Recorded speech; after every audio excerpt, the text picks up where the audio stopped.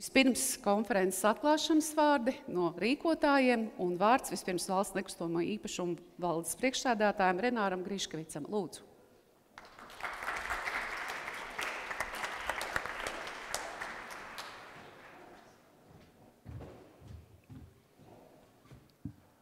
Labrīt, cienījamie klātesošie. Patiešām liels prieks atklāt šo konferenci, būt klāt kopā un redzēt tik daudz ieinteresētos universālā dizaina risinājumos. Tas ļauj secināt, ka mēs kā sabiedrība attīstamies, mēs gribam mācīties, gribam uzlabot esošo situāciju. Un kāpēc? Lai vides pieejamība nekalpotu tikai individuālu vajadzību apmierināšanai, bet lai tā būtu un nodrošinātu visas sabiedrības vajadzības. Jāsaka, ka šodienas konference ir ļoti daudzpusīga.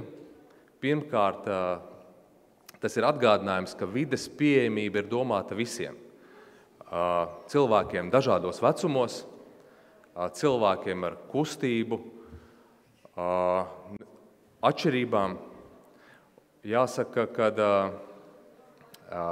universālais dizains nav tikai ērtība. Tas nodrošina to, kad ir vienlīdzīgas iespējas visiem sabiedrības locekļiem. Un mums ir jārada vide, lai katrs šajā sabiedrībā justos piederīgs. Otrakārt, šodienas konferencē mums būs iespēja noteikt arī noteikti soļus un mērķus, kas tad mums būtu jāuzlabo, lai uzlabotu vides pieejamību. Mēs ļoti labi apzināmies, ka infrastruktūra mums apkārt un arī ēkas ir nepilnīgas, tām ir uzlabojuma iespējas, bet tajā pašā laikā es aicinātu šodien konferences dalībniekus fokusēties ne tikai uz to, kas mums nav, bet arī gūt atziņas un mācīties no tiem labajiem pieredzes stāstiem, ko mēs varam izmantot un no kā mēs varam iedvesmoties arī mūsu nākotnes projektiem. Mums, valsts nekustamiem īpašumiem, ēku pārvaldībā mērķis ir, lai šīs ēkas, ko mēs būvējam vai renovējam, tās būtu gan estētiskas, gan arī funkcionālas, bet arī, lai mēs spētu nodrošināt vides pieejamību visai sabiedrībai kopumā. Tādēļ ir ļoti svarīgi, ka mums ir šis dialogs ar iesaistītajām pusēm, ar ekspertiem, ar organizācijām, ar sabiedrību, lai mēs varētu mācīties no ekspertiem un šīs mācības arī pielietot konkrētos darbos. Visbeidzot, vēlos arī pateikties ar lielu paldies mūsu partneriem, organizācijai Apeirons un arī Rīgas Tehniskajai universitātei par to, ka mēs kopā varam organizēt šo konferenci un aktualizēt vides pieejamības jautājumus. Un visbeidzot arī novēlu katram no mums šodien gūt kādu atziņu, piefiksēt to un arī ieviest praktiski mūsu dzīvē, mūsu darbībā. Jo arī ar maziem soļiem mēs kopā varam sasniegt lielākus mērķus vides pieejamības uzlabošanai.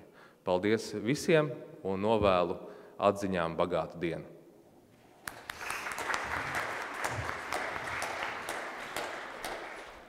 Jā, mūsu šajā rītā uzrunās arī Rīgas Tehniskās universitātes administratīvais direktors Juris Iliens. Lūdzu.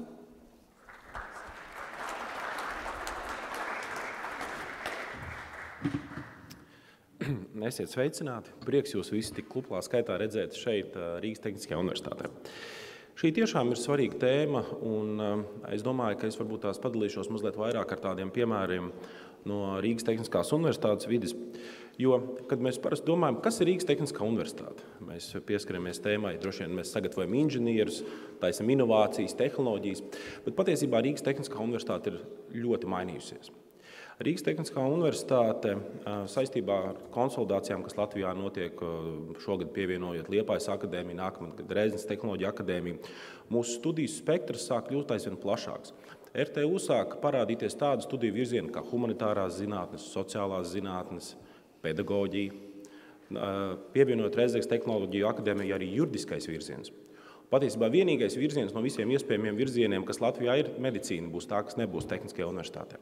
Un tas nozīmē, ka mēs vairs neesam tikai tehniska izglītības sagatavojuša institūcija, bet mēs aizvien vairāk kļūstam sociāli, humanitāri, un mums ir jāsāk kopīgi sadzīvot. Ko tas nozīmē? Tas nozīmē arī veidot iekļaujošu studiju vidi, iekļaujošu studiju procesu ne tikai tradicionālākās nozarēs, bet tā skaitā arī inženieru studijās. Ķīpsalā, man liekas, ir ideāla vieta, kur notika šai konferencē, jo šai Ķīpsalā ir ļoti liela dažādība. Ķīpsalā šobrīd atrodas 3 skolas, kur ir dažādi vecuma jaunieši, sākot no profesionālām līdz citām. Mums ir ļoti daudz ārzemju studenti, un, protams, mums ir ļoti daudz cilvēku arī ar dažādām speciālām vajadzībām un lietām, ko mums jāņem vērā, lai mēs nodrošinātu tiešām iekļaujošu studiju procesu. Teiksim, mums ir pieejams katrā mājā, kur ejot vājdzirdīgiem cilvēkiem, paņemt austiņas. Mācības spēki ir apmācīti, ko darīt šādās situācijās, ja auditorā ir vājdzirdīgs students, kā nodrošināt labāku studiju procesu. Departamentu direktoriem mēs esam noturējuši mācības, lai mēs iejustos, kā ir būt vājdzirdīgam, kā ir būt neredzīgam cilvēkam, lai iejustos viņu kurpēs, saprastu, kāda ir šī ikdiena, un mēs spētu pielāgot gan infrastruktūru, gan mūsu procesus, gan vispārējo, lai mēs tiešām veidot šo vidi iekļaujošu, ne tikai tehnoloģijas attīstošu, bet arī, lai cilvēki no dažādām grupām tiešām šeit justos labi, un mēs veidotu ļoti labu Eiropas līmeņa, pasaules līmeņa izglītību. Mēs piedalāmies, protams, daudz dažādās izvērtējumos, ilgspējas indeksos, kur saņemam platīnu apbalvojumus. Pasaulē ir daudz dažādu labu novērtējumu, bet dienas beigās stāsts ir par to, lai mūsu studenti justos labi. Mēs esam secinājuši, ka, pieņemsim, mentālā izglītība ir viena no kritiski svarīgām lietām, lai mēs nodrošinātu kvalitatīvas apmācības. Mums strādāja pilna laika viens psihologs, un Covid laikā mēs sapratām, ka pieraksts tik ļoti pildījās, ka mums nācās pieņemt darbā papildus psihologus. Šobrīd mums strādā 2,5 psihologi RTU, kas ir pilnu laiku, kalendārs ir visu laiku pilns ar studentiem, kuri nāk pēc palīdzības, kuri interesējās, kuri grib saprast, ko labāk darīt. Un tiešām students mums ir kā mūsu sastāvdaļa, kā mūsu ģimene. Un mums ir ļoti svarīgi, lai viņi justos labi, lai šī izglītība būtu lai tiešām dotu pievienoto vērtību.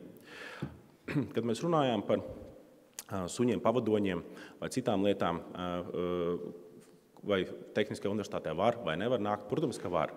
Un mēs sākām pētīt mūsu normatīvo regulējumu, un patiesībā es jums atklāšu noslēpumu, ko, man liekas, es daudz nezinu, bet RTU principā nav ierobežojums dzīvniekiem. Jūs droši varat ierasties Rīgas Tehniskajā universitātē ar dzīvniekiem, lai arī kādi tie būtu, protams, ievērojot drošības prasības, bet kopumā mēs esam ļoti atvērti, iekļaujoši.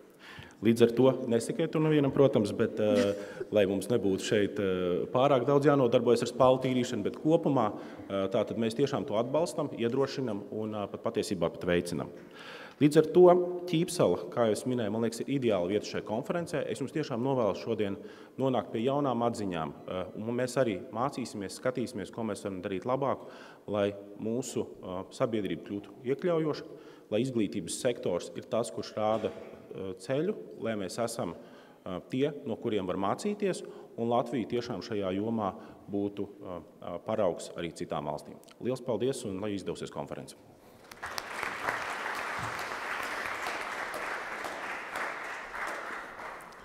Paldies, un aicinu arī Ivaru Balodi, invalīdu un viņu draugu apvienības Apeironas valdes priekšsēdētāju. Ivar, vārds lūdzu arī tev.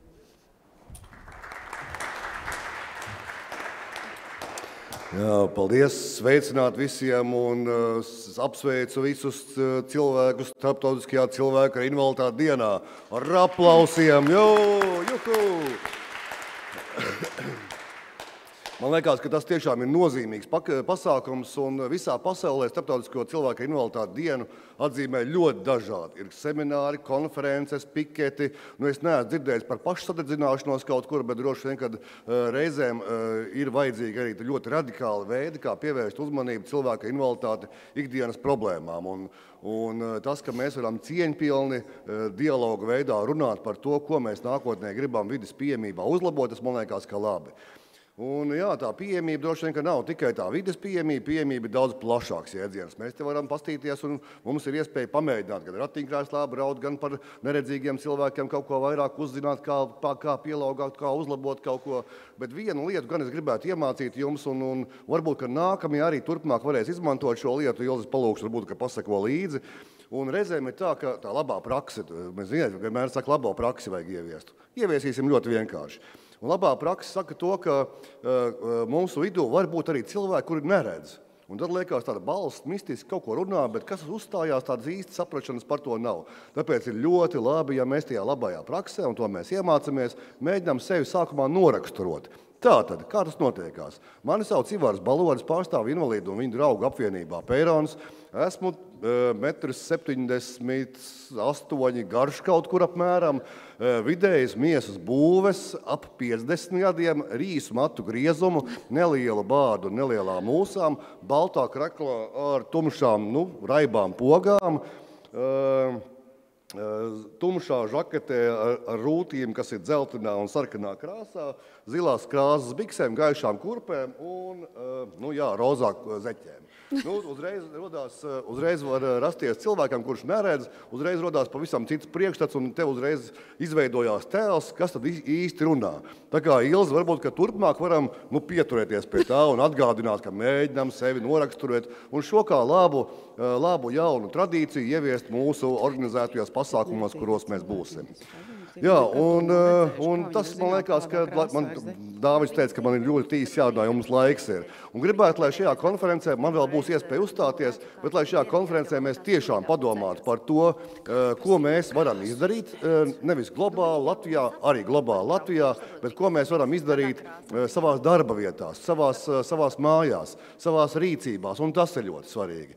Un vēl viena lieta, runājot par pilsētām, Eiropas Savienībā ir tāds Accessibility City Award vai pieejamo pilsētu balva konkurss, un katru gadu šāds konkurss beidzās 3. decembrī, un pagājušajā vakardien beidzās šis konkurss Eiropas Savienībā un vinnēja Vīne. Liekas, ka tas tiešām ir super labs piemērs, un mums ir jācenšas, lai arī Rīga būtu viens no tiem labajiem piemēriem, kas ir pieejamības cienīgs, būt Eiropas Savienības saimē, un to pieejamību neskatās tā, vai ir viens vai divi risinājumi, bet lai tie risinājumi būtu tādi, lai tas veido kompleksu, drošu, pasargātu vidi, kurā ik viens cilvēks jūtās labi un ērti. Paldies visiem, kas izrādījuši savu interesi, un skatāmies, ko mēs varam mainīt savās dzīvēs. Paldies!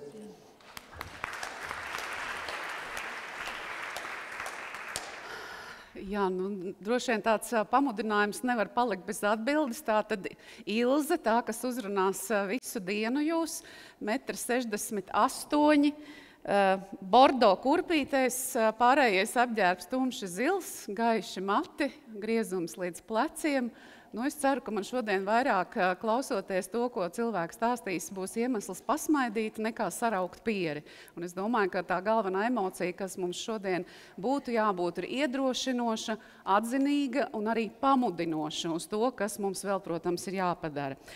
Un vēl pirms mēs sākam uzklausīt pieredzi un arī prezentācijas ievadvārdu šai dienai arī no ekonomikas ministrijas, un no ekonomikas ministrijas mūs uzrunās valsts sekretāra vietniece būvniecības un mājokļu politikas jautājumos Ilze Beināre, lūdzu. Labrīt, cienījamie konferences dalībnieki. Tad, kā es saprotu, mums ir jāsāk ar sevis raksturošanu. Es esmu Ilze Beināre, apmēram 1,72 m gara, ar gaišiem vidēji garumu matiem. Šodien tērpusies lielākoties pelēkā, atbilstoši laika apstākļiem ārā, pelēkā žaketē, bet es ceru, ka šīs dienas konferences dos jums un katram mums iedvesmu paskatīties uz lietām, ar kurām cilvēki saskaras ikdienā. Un šeit es nerunāju tikai cilvēkiem ar invaliditāti. Mēs jebkurš varam nonākt situācijā, kurā mums rodas problēmas ar redzi, ar kustībām, pārējošas vai nepārējošas. Man arī bija tā iespēja pamēģināt pirms konferences pāris lietas, kas ir gan cilvēku ar redzes traucējumiem šo reālo dzīves uztveri, kā izskatās pasauli apkārt viņiem vissmiglā labākajā gadījumā. Pamēģināt, ko nozīmē pārbraukt pāris centimetru lielam šķērslim ratiņkrēslā. Es nevarēju. Tur droši vien ir vajadzīgs spēks, uzņēmība un arī treniņš, lai to izdarītu. Līdz studiju izaicinājumi katram no mums dzīvē ir ļoti dažādi. Un domājot par vides pieejamību, mēs nevaram domāt tikai tādu fiziskas vides pieejamību. Ir daudz apstākļu, kas šajā universālajā dizainā ir ietverti. Tā ir gan uztvere, gan informācijas pasniegšana, gan arī šie fiziskie aspekti, kur ir jāņem vērā.